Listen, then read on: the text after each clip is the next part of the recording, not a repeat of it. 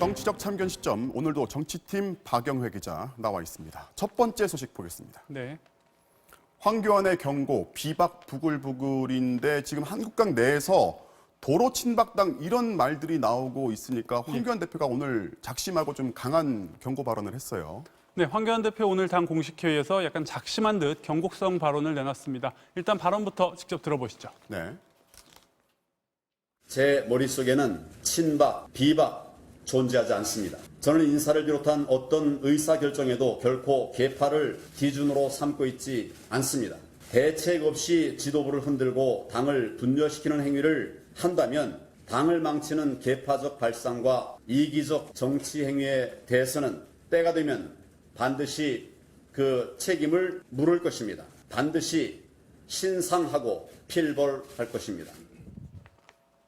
여기를 들어보면 지금 당을 흔들고 분열시키면 책임을 묻겠다 이런 말이 등장을 하는데 분명히 누구 들으라고 하는 말 같아요.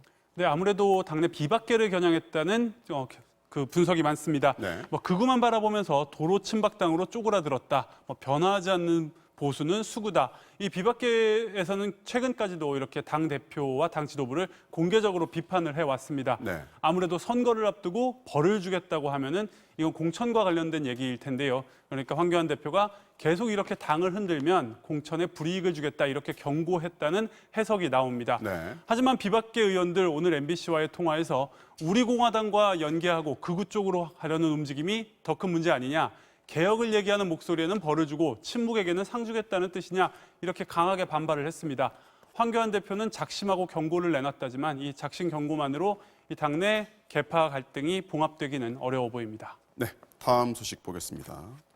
양정철 정의당 데스노트인데 양정철 원장이 이끄는 민주연구원의 보고서 하나가 지금 정치권에서 지금 논란이 되고 있죠? 네, 한일 갈등에 대한 여론 동향이라는 제목의 보고서인데요.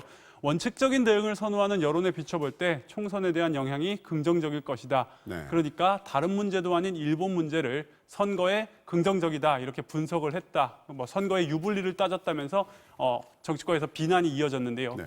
여권과 친여권 성향의 정의당조차도 양정철 원장이 책임지고 물러나야 한다는 목소리를 냈습니다. 직접 들어보시죠. 네. 참 멀리 왔다. 제 역할은 딱 여기까지. 그분과의 눈물 나는 지난 시간을 아름다운 추억으로 간직하고 이제 저는 퇴장한다. 2년 전 2017년 5월 16일 양정철 민주연구원장이 지인들에게 보낸 문자 메시지의 내용입니다. 지금이 딱 이 문자 메시지를 보낼 때입니다. 정의당이 반대하면 청문회에서 떨어진다, 낙마한다. 그래서 데스노트라는 말이 나오고 있잖아요. 예. 양정철 원장이 무슨 장관 후보자로 지금 출마한 건 아니지만은 퇴장이라는 단어가 등장을 한 것은 어쨌든 강한 경고 메시지다 이렇게 봐야 되겠죠. 네. 정의당에서 언급했던 고별 문자에 그 내용이 나오는데요. 네. 고별 문자 2년 전 이 정권 창출의 제1등 공신이면서도 스스로 대통령에게 부담을 줄 수 없다면서 권력의 중심에서 떠나면서 남겼던 문자입니다. 그렇죠. 그러니까 정의당에서 대통령 최측근으로서의 무게감을 좀 상기시킨 겁니다. 양정철 원장 지난 5월 취임한 이후 대통령의 최측근답게 일거수일투족에 관심이 쏠렸었고요. 특히 또 이 국정원장과의 심야 회동이 뒤늦게 알려지면서 크게 논란에 휩싸이기도 했었습니다. 그랬죠. 대통령의 복심, 최측근인 만큼 그만큼 주목도 더 받고 공격의 대상이 되기도 쉽다는 건데요. 야당의 공세는 그래서 오늘도 이어졌습니다. 계속 들어보시죠. 네. 결국 본질은 선거용 관제 친일 반일 프레임이었던 것입니다. 민주연구원이 아니라 민중선동연구원입니까? 속내가 다 드러난 거죠. 근데 보십시오. 민주연구원 원장은 양정철입니다. 네, 최근 광폭 행보를 보여왔던 양정철 원장, 이번 일로 자리에서 물러날 가능성은 낮겠지만 아무래도 활동은 좀 위축될 거다 이런 전망이 많습니다. 네, 오늘은 여기까지 듣겠습니다. 지금까지 박영회 기자였습니다.